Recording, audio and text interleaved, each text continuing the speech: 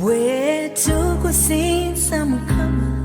on Mount Zion, the Lord Almighty will prepare a banquet for all the nations of the world. He will suddenly remove the cloud of sorrow that has been hanging over all the nations. Era ku lusozi luno, Mukama ow'eggye alifumbira amawanga gonna embaga ey'ebyassava.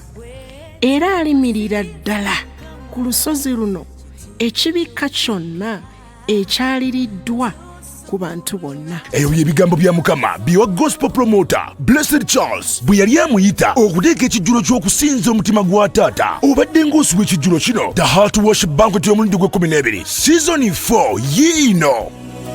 Olina ennyonta y'okusinza Mukama, teekateeka omutima gwo ojje otwegatteko awo ku Streams of Life Church Mengo ew'omusumba Gerard Mwebe ng'inaku z'omwezi 12 Desemba ssaawa 8 mpaka ssaawa 12. Teweerabira masiki yo bw'obojja okuyingira kwa bwereere ate nga SOPs zaakugobererwa. Tugenda kubeera ne ku social media live ku mikolo gya Blessed Charles BGPevents blowinga ku Facebook era osubscribinga ku YouTube oyanirize n'abalala okutwegattako. Tosuwa abasinza ab'enjawulo nga bakulimbiddwa Pastor Robert Senyonga, Pastor Favor Senfuma, Kalo Budwig, Zoe Patra, Florence Mukwaya, Regan Kabunga n'abalala. Bw'ayagala okumanya ebisingawo kuba ku ssimu eno noti 7-3-3-6-3 eri ne ku WhatsApp Mega Heart Worship Banquet 2021 ewagiddwa Streams of Life Church, Jajja Medical Center, Steva Christian High School, X Options Boutique ne Sango Stationers. Kitegekeddwa Blessed Gospel Promotions, BGP Events. Come sing the Father's heart.